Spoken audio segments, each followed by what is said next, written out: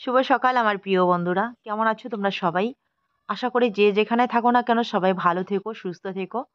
কুচবিহার জেলার ঘোষকাডাঙ্গা থেকে আমি দীপালি বলছি। আমার নতুন আরেকটা ভ্লগে বন্ধুরা সবাইকে জানাই অনেক অনেক শুভেচ্ছা। ছোটদের জন্য রইল বুক ভরা ভালোবাসা, বড়দের জন্য রইল অনেক শ্রদ্ধা আর ভক্তি। তো তোমরা যে যেখানে থাকো সবাই ভালো থেকো, সাবধানে থেকো। ঈশ্বরের কাছে এটাই প্রার্থনা করব। তো পুরো ভিডিওটা স্কিপ না করে বন্ধুরা সাথে থেকো, আশা করি ভালো লাগবে। আর ভালো লাগলে একটা লাইক করে দিতে ভুলো না, একটা লাইক করে দিও। তো দেখো আমাদের গ্রামের বাড়ি ঘরে এরকম কয়েকদিন পর পর শ্যাওলা জমে যায়, একদম নীলি নীলি হয়ে যায়, দেখতে কিন্তু খুব খারাপ লাগে, কিন্তু লেপার পর কিন্তু খুব সুন্দর লাগে দেখতে। মাটির ঘর বাড়ি লেপলে সত্যি সুন্দর দেখা যায় কিন্তু। তো যাই হোক, এবার আমি তাড়াতাড়ি করে বারান্দাটা ওইদিকে লেপে নিলাম। এবার ধারগুলো এদিকে লেপে নিচ্ছি। দেখো, এক সাইডে লেপা হয়েছে কি সুন্দর লাগছে, আর এক সাইডে লেপা হয়নি কিরকম লাগছে দেখতে। জলের মধ্যে বেশি করে মাটি গুলিয়ে লেপলে কিন্তু খুব সুন্দর লাগে দেখতে, কিন্তু আমার একদম সময় নেই। তো অল্প একটু মাটি নিয়ে শর্টকাট ভাবে লেপে নিচ্ছি, যাতে এই যে শ্যাওলাটা দেখা না যায়। কারণ শ্যাওলা শ্যাওলা পড়ে গেলে খুব বিশ্রী লাগে দেখতে। এখন একটু ভালো লাগছে। সিঁড়িটা এখান থেকে একা একা সরাতে পারছিলাম না, লাকড়িগুলো বের করে রাখলাম, কিন্তু এই সিঁড়িটা দুজনে মিলে বের করতে হবে। বাবার সাথে এখানে নিয়ে আসছিলাম, কাঠের উপর ভার দিয়ে রেখেছিলাম। কাঠগুলো তো এখন ঘরে তোলা হয়েছে, কাজে লাগানো হয়েছে, কিন্তু এই যে সিঁড়িটা ওইখানে এখনো পড়ে আছে। শুভ দুপুর বন্ধুরা, অনেকক্ষণ পর আজকে তোমাদের সামনে আসলাম। সকালবেলা থেকে আসার সুযোগই পাইনি। তো সকালবেলা সমস্ত কাজবাজ সেরে রান্না বান্না কমপ্লিট করেছি। আসলে মা হসপিটালে আছে, তো সেখানে ভাত পাঠিয়ে দিতে হবে, আবার এদিকে গরমে পরীক্ষা দিতে যাবে। তো সেজন্য সেই ভেবে রান্না বান্নাটাই কমপ্লিট করলাম। তো রান্না বান্না কমপ্লিট করে খাওয়া দাওয়ার পর তারপর এই যে ঘর বাড়িগুলো একদম কেমন সবুজ সবুজ শ্যাওলা ধরে গেছে, ঘর বাড়িগুলো মুছলাম। মানে তবু ওই যে মেশিন ঘরটা লেপা হয়নি, তো লেপা মোছা করে এবার এই যে একটু মোবাইলে কাজ করতে হবে। মাকে ছুটি দেবে কি দেবে না এখনো বুঝতে পারছি না। ছুটি দেওয়ার হলে তো তখন দিয়ে দিত, হয়তো বিকেলবেলা দিতে পারে, বুঝতে পারছি না।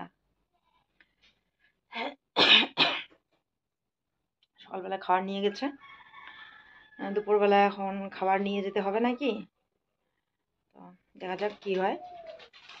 এখন তো 1টা বাজেনি। তো চলো সাথে থেকো, আমি এখন তাড়াতাড়ি মোবাইলের কাজটা শেষ করে নিই। তারপরে আবার রান্নাঘরে যেতে হবে, খেতে দিতে লাগবে, খাবার পাঠাতে লাগে নাকি দেখতে লাগবে। একটু সময়ের জন্য আমি এখন ফাঁকা আছি, তো এই ফাঁক সময়ের মধ্যে আমি মোবাইলের কাজটা কমপ্লিট করি, নাহলে পরে আবার হবে না। তো বন্ধুরা, এর আগে তো একদিন ব্লগ ছাড়তে পারিনি আমি। তো আজকে কিন্তু 27 তারিখ, এখন 27 তারিখের ব্লগ তোমরা দেখতে পাচ্ছ। তো 27 তারিখ আর 28 তারিখের ব্লগ একসাথেই তোমরা দেখতে পারবে। তো 28 তারিখ তো আমার বড় মেয়ের বার্থডে ছিল। তো সাথে থেকো, ভিডিওটা স্কিপ না করে। তো আমরা কিন্তু দুপুরবেলায় খাওয়া দাওয়া করে এই যে বেরিয়ে পড়েছি সবাই মিলে। হিয়ার বাবা বলতেছিল জমি থেকে শাক নিয়ে আসতে। তো দেখো আমাদের শাক কিন্তু এখনো ছোট ছোট, তবে মূলা শাকগুলো একটু বড় হয়েছে, তাই মূলা শাক এখানে তুলছি। আর লাপা শাক কিন্তু এখনো ছোটই আছে, এই যে লাপা শাক দেখো কি সুন্দর। তবে আর 4-5 দিন পরে খাওয়া যাবে। আর ওইদিকে আমরা এখন তুলছি খুরিয়া শাক, ডাঁটা শাক।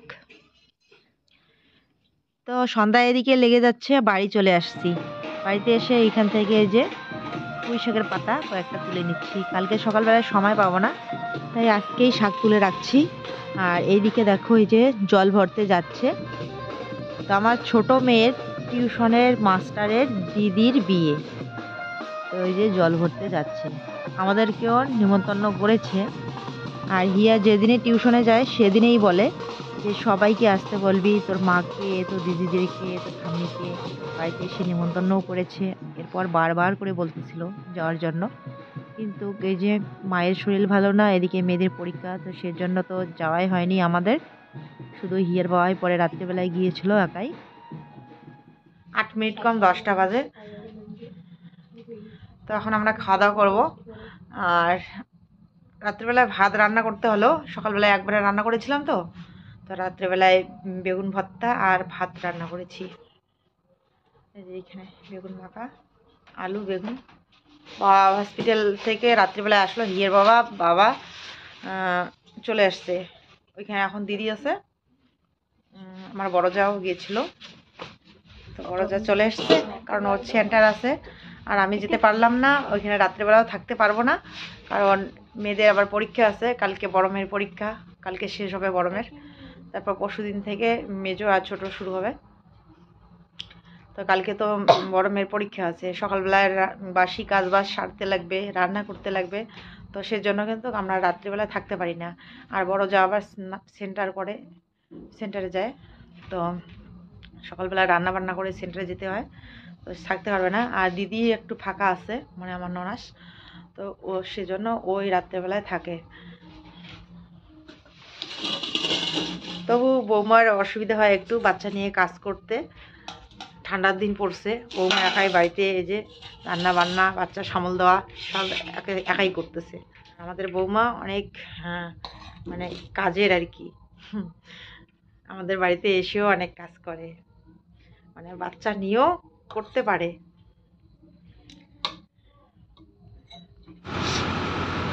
Happy birthday Sudipa.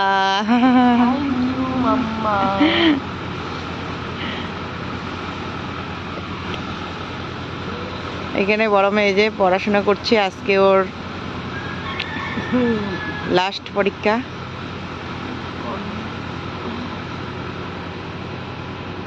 কি পরীক্ষা আছে আজকে?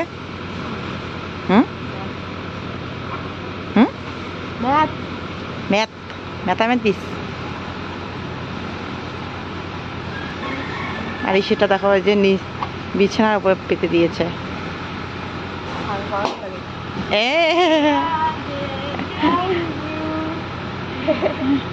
মানুষকে ভয় পাইয়ে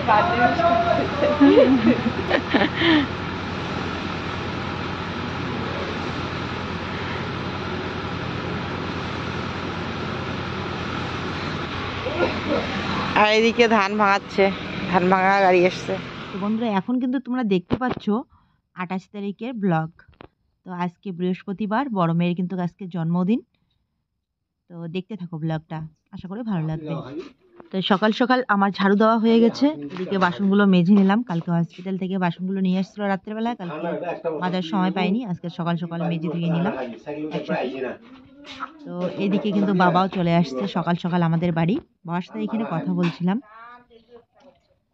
আর এইখানে না আমি সেদিনে যে ধান ডাঙানো হয়েছে, কিন্তু ধানের যে মানে সেগুলো কি ভুসিরা বলি, তো ওগুলো এইখানে এনে রেখেছিলাম, কিন্তু এগুলো আর পরিষ্কার করার সুযোগই পেলাম না। এদিকে শুরু হলো পরীক্ষা, শরীর অসুস্থ, আমার কাজের চাপ গেল এদিকে বেড়ে। যাই হোক, এদিকে আজকে ভাবছিলাম যে এগুলো পরিষ্কার করে নেব, তাই উঠানে বের করে রাখলাম। আর বৃহস্পতিবার তো এই ঘরটা একটু লেপতে লাগবে।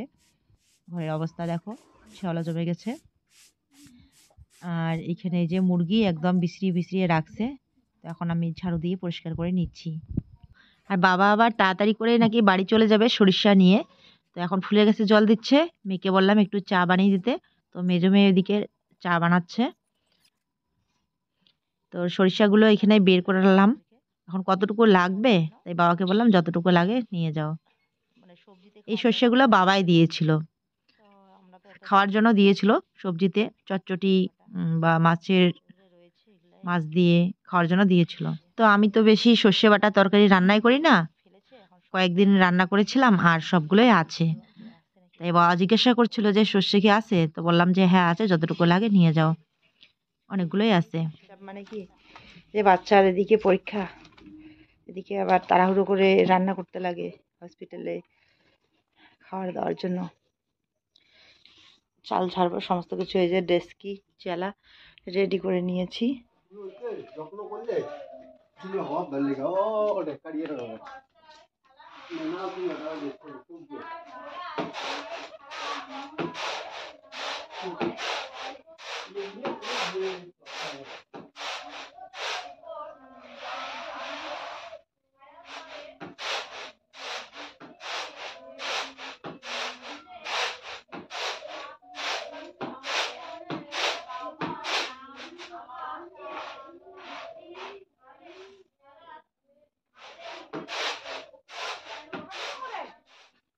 আছে দেখো তো, এদিকে এখান ওই পিছে এখান আছে, এদিকে এখান আছে, দুই পিছে দুখান আছে। কি সুন্দর শাকগুলো দেখো, কালকে এই যে ক্ষেত থেকে নিয়ে আসা হয়েছিল, মূলা, ডাঁটা, লাপা এখনো হয় নাই, লাপাগুলো ছোট ছোট আছে, পুঁই শাকের পাতা পাচ্ছিস, আর কিনে নিয়ে আসছে এখানে সর্ষে শাক, এগুলো কম হয়ে যাবে তো সেজন্য সর্ষে শাক কিনে নিয়ে আসছে 2 মুঠা, একসাথে এগুলো শাক বানাবো। তো তাড়াতাড়ি করে রান্নাটা কমপ্লিট করে নিলাম। তো গরুগুলো আবার খড়ের মধ্যেই বাঁধা আছে, বিলে আজকে এখনো নিয়ে যাওয়া হয়নি। তো ভাবলাম জলটা একদম খাইয়ে তারপরে বিলে নিয়ে যাওয়া যাবে। তো এখানে কুড়া, ভাতের ফ্যান, লবণ দিয়ে জলটা রেডি করলাম। এখন গরুগুলোকে নিয়ে যাব। বাবা তো হসপিটালে গেছে। আর এই সময় কিন্তু আমাদের গাই দোয়ানো হয়। তো মা বাড়িতে নেই, সব সময় প্রত্যেক দিন মা গাড়ি দোয়ায়, মা না পারলে বাবা, আর বাবা না পারলে আমি বা হিয়ের বাবা। মানে আমাদের কাছে দুধ একটু কম হয়, মা বাবা ওরা গাই দোয়ালে একটু বেশি হয় আর কি, আমাদের অভ্যাস সেরকম নেই তো বেশি। তো বন্ধুরা এখন বাজে সকাল 11:30, বড় মেয়ে খাওয়া দাওয়া করতে স্কুলে চলে গেছে অনেকক্ষণ আগে। এরপর এই যে আমি বাকি রান্না কমপ্লিট করলাম, ও শুধু আলু সিদ্ধ, বেগুন ভাজা দিয়ে খেয়ে গেছে। তারপর আমি শাক রান্না করলাম। তো বাবা গিয়েছিল সকালবেলা হসপিটালে, তো এই মাত্র হসপিটাল থেকে চলে আসলো। তো বাবাকে খেতে বললাম, বাবা বলছে এখন খাবে না, একবারে দুপুরবেলা খাবে। বাবা সকালে চিড়া খেয়েছে, দুধ চিড়া। তো এদিকে মেয়ের পুজো এখনো হয়নি, আজকে বৃহস্পতিবার, তো সেজন্য আমি রান্না করছিলাম, ও এদিকে পূজার আয়োজন করছে। তো তবু আমি এই যে ঠাকুরকে স্নান করিয়ে দিলাম, এখন ও পুজো দেবে। আর হিয়ের বাবা কাছ থেকে চলে আসছে, ও খাওয়া দাওয়া করছে, আমরা একটু পরে খাবো, পূজা হয়ে গেলে আমরা খাবো। তো আবার রান্না করতে লাগবে, বাবা নিয়ে আসছে মাংস, নিয়ে আসছে পাঁঠার মাংস নিয়ে এসছে, তো পাঁঠার মাংস রান্না করতে হবে। দুপুরবেলায় মার জন্য আবার রান্না করে নিয়ে যেতে হবে। তো সকালবেলায় তো আমি রান্না করেছি শাক আর বেগুন ভাজা, তো এখন মাংস রান্না করব। আর দেখি কি করি, রান্না করে মার জন্য খাবার পাঠাতে হবে। এখন অন্য কেউ যাবে না আমি যাব, বুঝতে পারছি না, রান্নাটা করি আগে, যদি সময় পাই তাহলে আমি যাব। এখন বর্তমান ওইখানে কেউ নেই, বাবা এই মাত্র আসলো তো, আর দিদিও নাকি সকাল সকাল চলে গেছে বাড়িতে, ও 2 দিন ধরে আসে, আজকে বাড়িতেই গিয়েছে, সন্ধ্যার সময় আসবে। আবার ছুটি তো দিবে না, আজকেও ছুটি দিবে না, টাইফয়েড জ্বর ধরা পড়েছে, তো সেজন্য হসপিটালেই এখন রাখবে। এই যে বাবা মাংস নিয়ে আসলে কিন্তু একদম স্পেশাল মাংস নিয়ে আসে, দেখো কি সুন্দর মাংসগুলো, একটু কাটা কাটাও আছে। বাবার কাছে 300 টাকা ছিল, 300 টাকা দিয়েই নিয়ে আসছে। তো পাটার মাংসর যে দাম, 300 টাকার মাংস কিন্তু আমাদের সেরকম হয় না, কারণ আমরা লোকজন বেশি। তো বাবাকে 200 টাকা দিয়ে দিলাম, বললাম যে আর একটু নিয়ে আসো। মার তো শরীর একদম কমজোরি হয়ে গেছে, দুর্বল হয়ে গেছে জ্বরে জ্বরে, আর আপেল কলা এগুলো নিয়ে দেওয়া হয়েছে হসপিটালে। কে কে আসতেছে ওরাও নিয়ে আসতেছে, কিন্তু ওগুলো কেউ কিচ্ছু খেতে পাচ্ছে না, বলছে যে আপেল কলা এগুলা খেতে বারণ করেছে।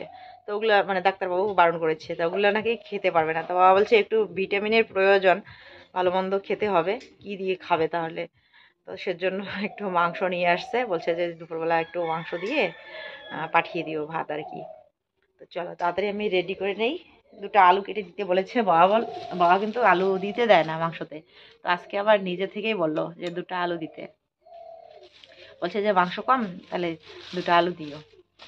1 পিস করে আলু ভালো লাগে আর কি মাংসের সাথে।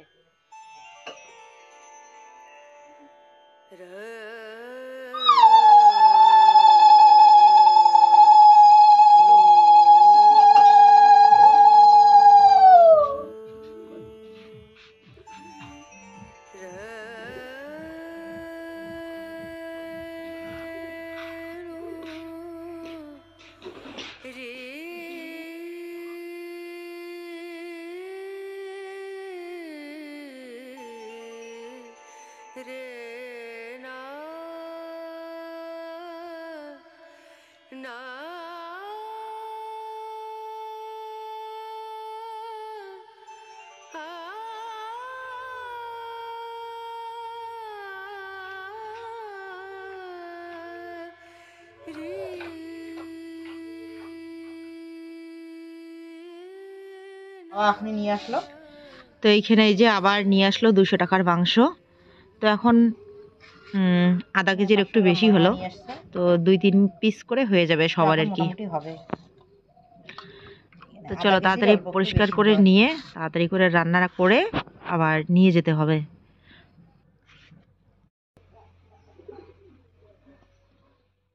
তো এখন বাজে 1:35। বোন এদিকে ঘর লিপছে আর মা রান্না করছে। চলো তোমাদের সঙ্গে।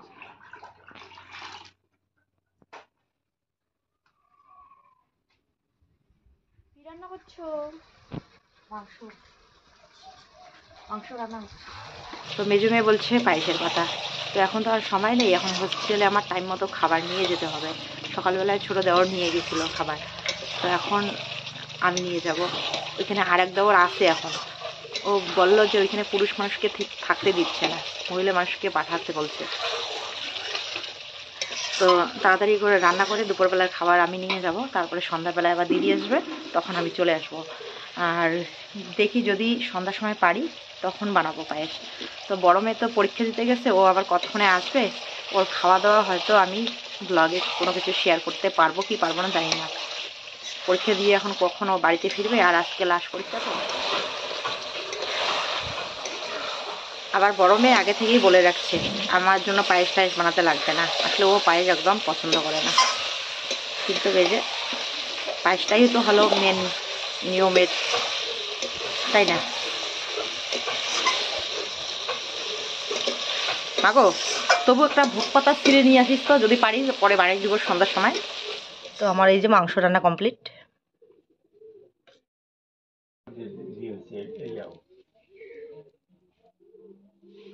৳5,00,000 বেতন দেয়।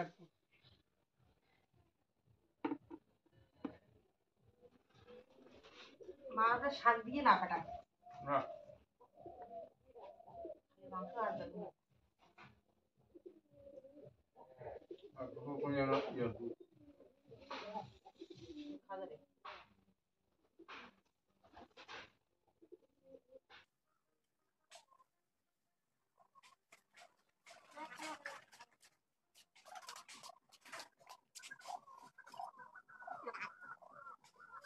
তো বড় মেয়ের জন্য একদম ভাত রেডি করে রাখলাম এখানে। তো আজকে রান্না হয়েছে যে মাংস, এখানে পাঁপড় ভাজা, বেগুন ভাজা, মাছের ভাজা আর শাক। ডাল রান্না করা হয়নি আজকে।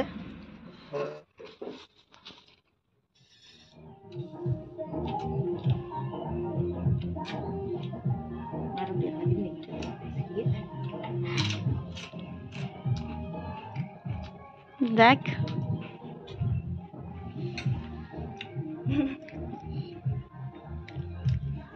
এই একটু একটু করে আঁকাচ্ছি দেখো।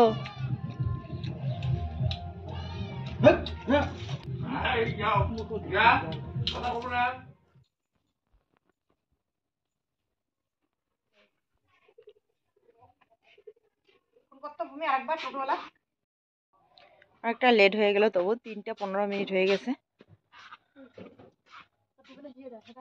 হ্যাঁ এক করে সবার খাওয়া দাওয়া হতে হতে অনেকটাই লেট হয়ে গেল। এখান থেকে খাবার নিয়ে যাব, তারপরে মা আবার খাবে। আবার মার ওইখানে এখন বর্তমানে কেউ নেই। তো এত তাড়াহুড়ো করতে করতে এই যে দেখো সিঁদুরে ফোঁটাও আর দেওয়া হয়নি, শুধু শীতেতে দিয়েছি, টিপ ফোঁটা আর দেওয়া হয়নি। ঠিক মতো আমি খেতেও পারিনি, অল্প ভাত নিয়েছি, একদম স্পিডের মধ্যে, মনে হয় 1 মিনিটের মধ্যে ভাত খেলাম। আর মাংস দিয়ে সেরকম করে তাড়াতাড়ি তো খাওয়া যায় না, মাংস খেতে পারিনি, রেখে দিয়েছি, রাত্রিবেলা এসে খাবো। তো দেখো মেয়ে টিপ ফোঁটা দিয়ে দিল, একদম সাইডে দিয়ে দিয়েছে। আর তাড়াহুড়ো করলে না কোনো কিছু জিনিস খুঁজেও পাওয়া যায় না, করতে পারিনি। শাড়িটা ইস্যু করে নিয়েছি, কিন্তু সিট টিফিন খুঁজে পাচ্ছিলাম না, ভাবছিলাম দোকানে কিনে নেবো, কিন্তু সময় নেই আর কিনে নেওয়া হয়নি। তো আমি টোটোতে করে আসলাম, পিছনে টোটোতে দেখলাম যে দাদা আসতেছে, এই যে আমার বড় ভাসুর। মা বলে এখন ভাত খাবে না, তো আমিও এসে ঢুকছি, দাদা আগে খাইছে। তো মা বলছে খাবে না এখন, তো এখন খাবারটা আমি বাইরে রেখে দিচ্ছি, দোকানে চায়ের দোকানে আমি রেখে দিচ্ছি, এই যে এই দোকানেই রেখে দিলাম। তো মা বলছে এখন খাবে না, কারণ সকালবেলা যে ভাত নিয়ে আসছিল ছোট দেওর, ওগুলো সকালবেলা খেয়েছে, আবার দুপুরবেলাও খেয়েছে।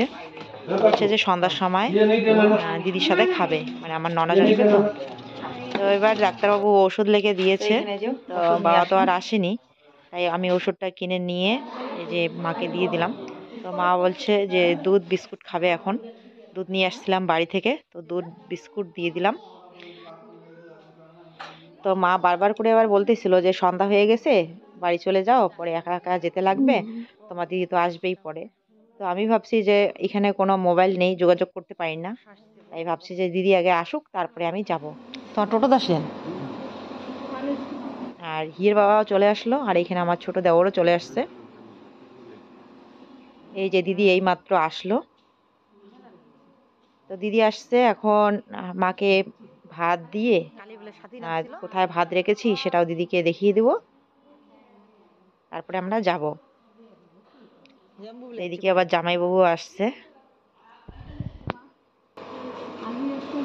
ইয়েগুলো ধরে গেছে, হুম, ইয়েগুলো নিয়ে গেছে, ওই এলাই নিয়ে গেল দিগুলা,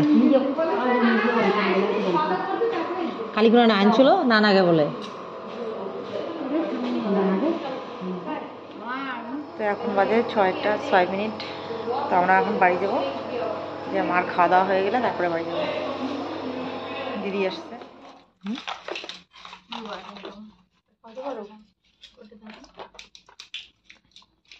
পায়েস তো বানাতে পারলাম না, আর বড় মেয়ে পায়েস, এই যে বড় মেয়ে পায়েস খেতে পছন্দও করে না। হাতে নে। হুম, ভূমি খাই দেবো, তোকে খাই দেবো, খাবো না। পরে খাবি।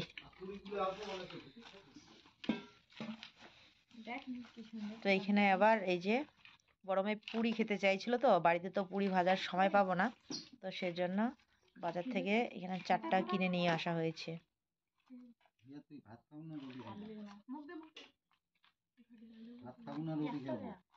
হিয়া, ইস, কি হ্যাপি বার্থডে, বেলুন ফোটা হচ্ছে হ্যাপি বার্থডে উপলক্ষে। তো সেরকম তো কিছু করতে পারলাম না, না পারলাম পায়েস বানাতে, না পারলাম কেক কাটতে। তো যাই হোক, আর আমার মেয়ে এসব পছন্দও করে না, কেক কাটা পায়েস এগুলো পছন্দও করে না। তো যা খায় তাই একটু করার চেষ্টা করেছি। আমার জন্য দুপুরবেলা তো বাবা মাংস নিয়ে আসছিল, আমার পছন্দের সিঙ্গারা নিয়ে ভালো হয়েছে। মা, সুদীপা, আমি, আমরা তো চিকেন খাই না, তো পাঁঠার মাংস নিয়ে আসছে, সবার হয়ে গেছে। আর ওর জন্য এই যে পুরি নিয়ে আসছি, আর মিষ্টির মধ্যে ওই মিষ্টিটাই শুধু ও খায়। তো যাই হোক বন্ধুরা, ভিডিওটা অনেকটাই বড় হয়ে গেছে, তাই ভিডিওটা আর বড় না করি। তো কালকে আবার নতুন ব্লগে দেখা হবে, সবাই ভালো থেকো। আর পুরো ভিডিওটা দেখার জন্য অসংখ্য ধন্যবাদ সবাইকে। টাটা।